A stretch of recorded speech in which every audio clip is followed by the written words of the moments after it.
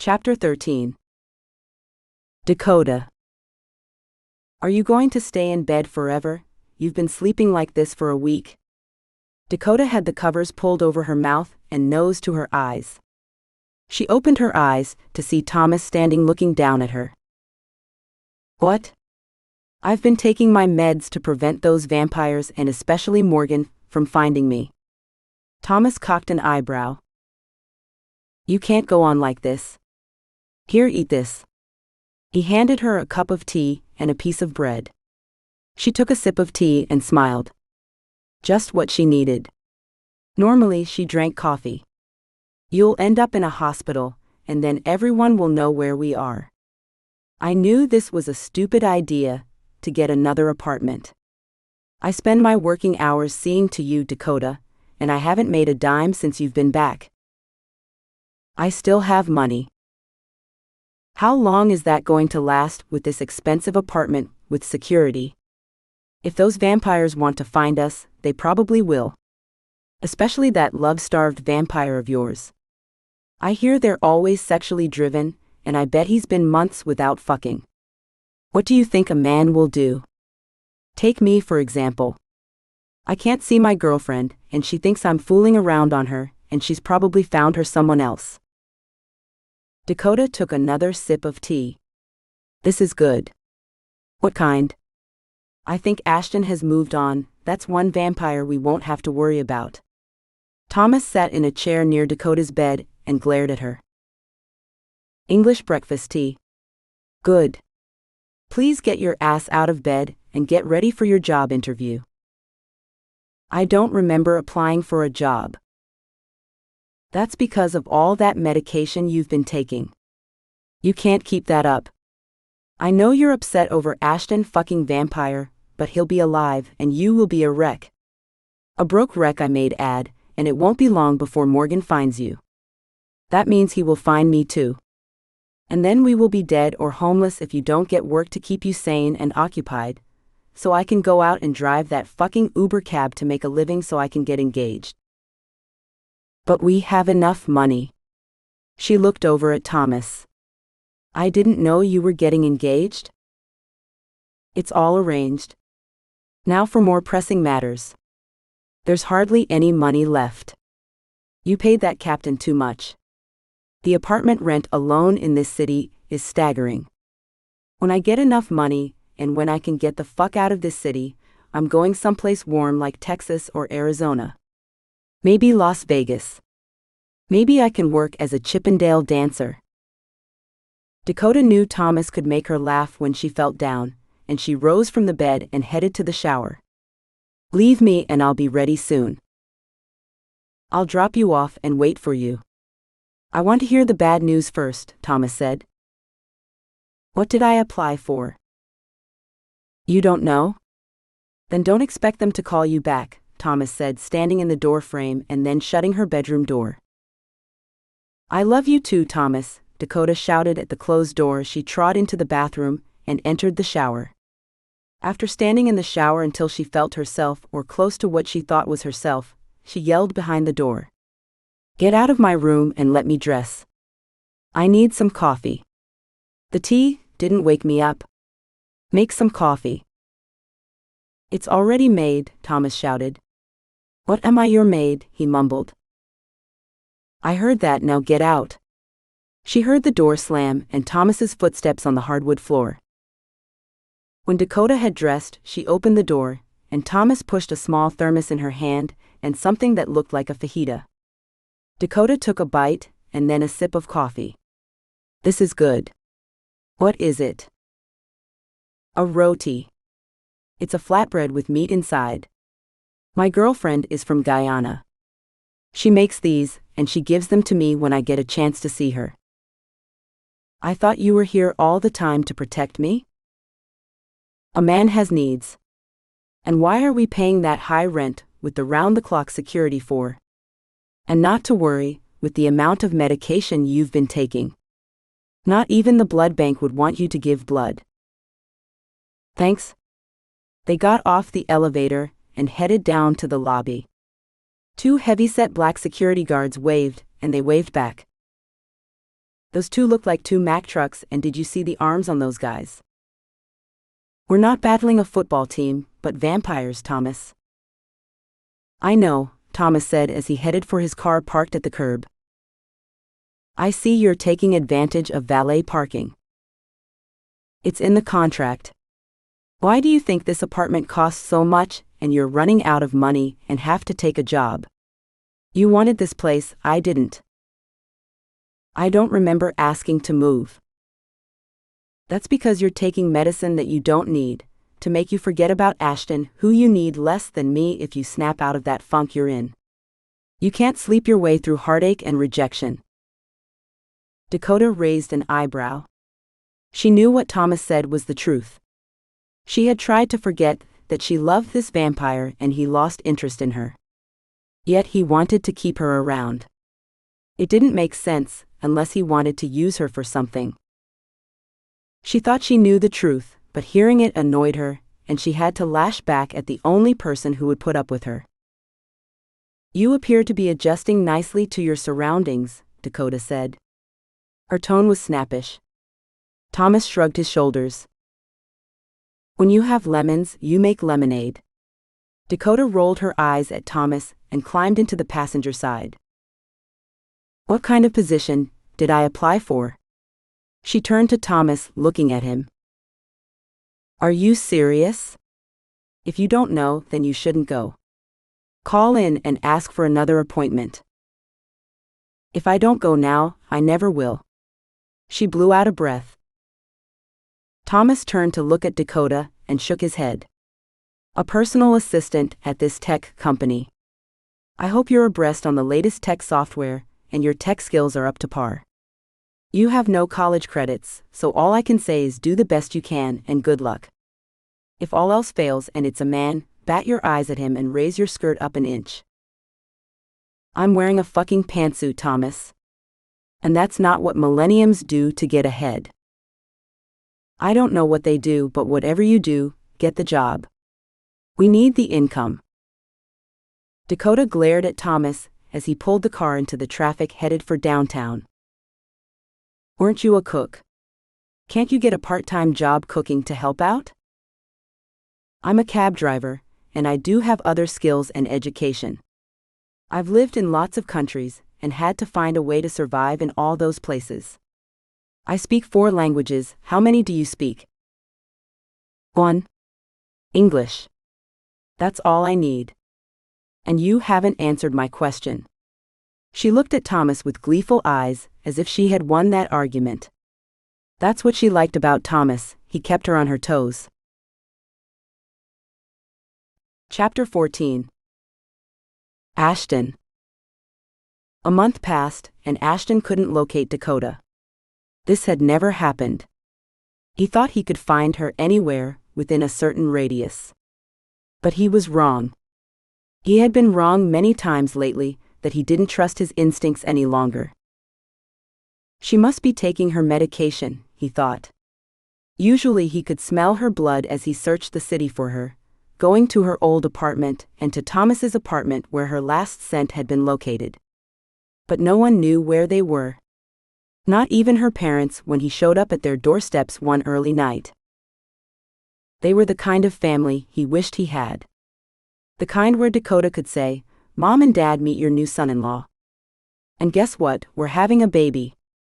A sigh escaped his mouth, and he shook his head at the thought of how he had ruined what life he had, and almost destroyed Dakota's. When he finds her, he made up his mind to tell her it was over. But then she must know that that's why she's hiding from him. Ashton finally accepted that if he would experiment with the serum, he has now, and continue analyzing the data, he would know if he's getting close. His time is limited. If he's to have a normal life with Dakota, he would have to find a cure before she gets any older. He would work feverishly, not concentrating on anyone. Perhaps one day he could see Dakota again, and maybe she could forgive him. Perhaps before it was too late for them, he could walk up to her during the day and ask her to marry him. But that was a dream for now. Ashton would work as long as he could, and not think of anything because he was sure he was close to finding a cure for his vampire disease. His evil, as Ashton referred to it. Morgan unyielding of the term vampire disease, which Ashton hurled at him one day. Morgan snarled at Ashton, "It's not a disease, it's the natural course of who we are, and we're not an abomination.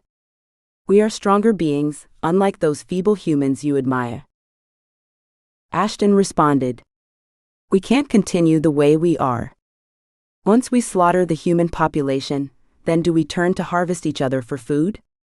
Morgan didn't have an answer for Ashton, because he knew too well what the answer would be. "All I know is it's our time now, we are vampires for a reason and I intend to fight for our existence. I love and embrace who I am. You are ashamed of what and who you are, and because of that, you want to give up this life for the life of existing as a human. Well, you can have that puny life if you want to live like your human female." Traveling back to his apartment, remembering that conversation with his brother Morgan, Ashton realized how vital it had become to find a cure.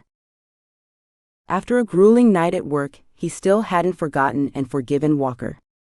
After he warned Walker never to leave Dakota alone, he did just the opposite. Ashton felt that someone could have come into the apartment while he slept and taken her to Morgan. Still driving Ashton in silence, Walker turned right and down into the parking garage. The night was over, and a puncture of light found its way into the garage. "Walker, find out where that light is coming from and seal it." "Yes, sir," Walker said very little after that. There appeared to be a gulf between the two. When it came to Dakota's safety, Ashton couldn't forgive easily. Before Ashton could tell Dakota why he had been cold toward her, she had disappeared and he blamed Walker. But was it Walker's fault, entirely? Ashton knew better, but didn't want to admit it.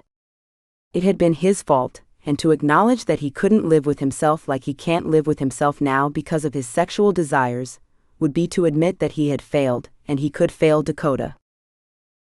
Yes, he had made up his mind when he rose from his bed that night to confess the awful truth about himself and the relationship Dakota knew nothing about.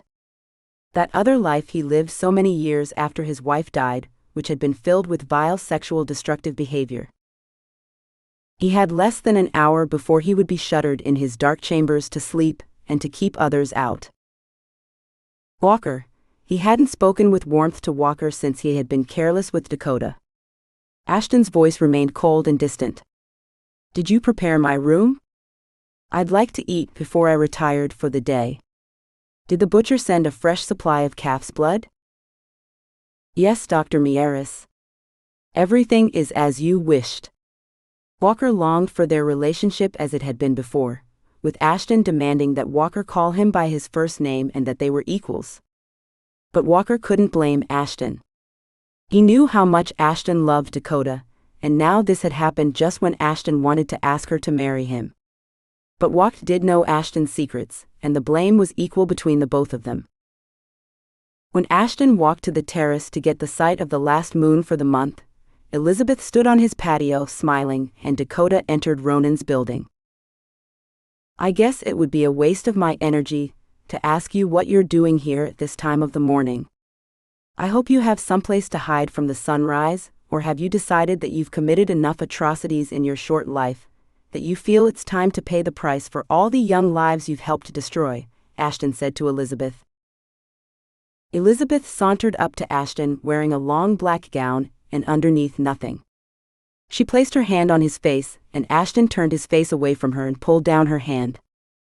Her hand fell at her side, and then in one quick move she cupped Ashton's cock. "What are you doing?" "I'm checking to see if you still want me." "You're hard." "Why are you so hard?" Ashton's brow furrowed. "I'm always hard. You know that. Don't flatter yourself by thinking this is for you. On the contrary. This is for me. You will always be a part of me, and I will be forever yours." "I didn't turn you, Morgan did." He pulled her hand from his length, strode quickly away and opened the door to his room. Before he could close it, Elizabeth slid past him and was standing before him. She dropped her gown and stood naked. This won't work anymore with me, Elizabeth. Leave. If you spank my ass and fuck me, then I'll leave. I've been a bad girl. Ashton heard the locks falling into place. The door to his room will be sealed at any moment, and he wanted Elizabeth out. I won't touch you anymore. I can't hurt you as I did before. I can't live with myself. You aren't hurting me. I can heal quickly, you know that.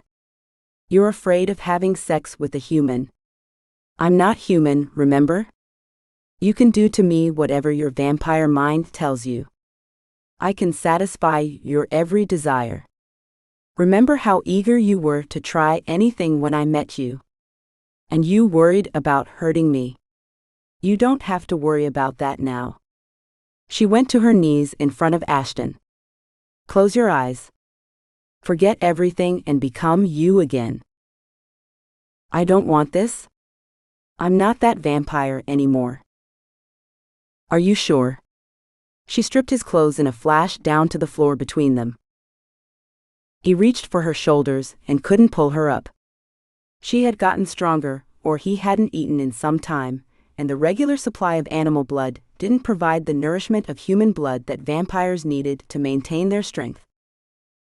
In a quick second, she had his cock in her mouth. And then Ashton heard the doors lock. Bang. The sun rose outside the darkened room, and he was once again locked in with Elizabeth. She glanced up at him from her kneeling position and smiled and gripped his penis as she slid her tongue over his slit. Ashton had no resistance to Elizabeth's cunning and sex advances. She had taught him how to make love, and he had fallen into her lifestyle of pain and pleasure. His head fell back and his eyes closed, and he imagined it wasn't Elizabeth, but Dakota. Now he was with Elizabeth once again, and he became a willing participant. How many more times would she find him weak and wear him down until he couldn't recognize himself or until he couldn't face Dakota? He hated Elizabeth for what she was doing to him, and he hated himself for being too weak to resist her. But it was that hate that fueled the desire for sexual satisfaction with Elizabeth. He placed his hands on her head and pushed his hips into her, and his long hard length fell into her mouth and down her throat as she opened it up to capture his long cock. Then he opened his eyes, pulling out of her mouth and holding the head of his penis, he held it and shoved it inside her waiting mouth. Then realizing he couldn't hold back his orgasm, he thrust it into Elizabeth's mouth again and again, but as he felt the cum rushing out, one last thrust as far as his cock could go. The orgasm felt powerful and free, but as a young vampire, he could go all morning until darkness came again for days and weeks. He could shut himself up with Elizabeth and never eat or sleep and never go out of that room. And he did.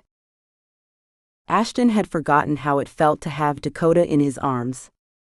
He forgot her warmth and the pleasure of her smell, especially when she had seen her period, and she was seeing it now, and he couldn't be there to take in that intoxicating scent of blood in her body. Closing his eyes and picturing Dakota on her knees instead of Elizabeth, and with Elizabeth stroking his cock, Ashton clenched his jaw and had another orgasm, and his cum ran out of Elizabeth's mouth, and she wiped her mouth, but she never pulled his cock out. She sucked his hard length from morning until night. She had assumed the submissive part of their relationship and would remain on her knees for as long as Ashton wanted her, and there was no sign of him relenting his power over her. He wouldn't concede until he had punished Elizabeth thoroughly. It wasn't a punishment for Elizabeth.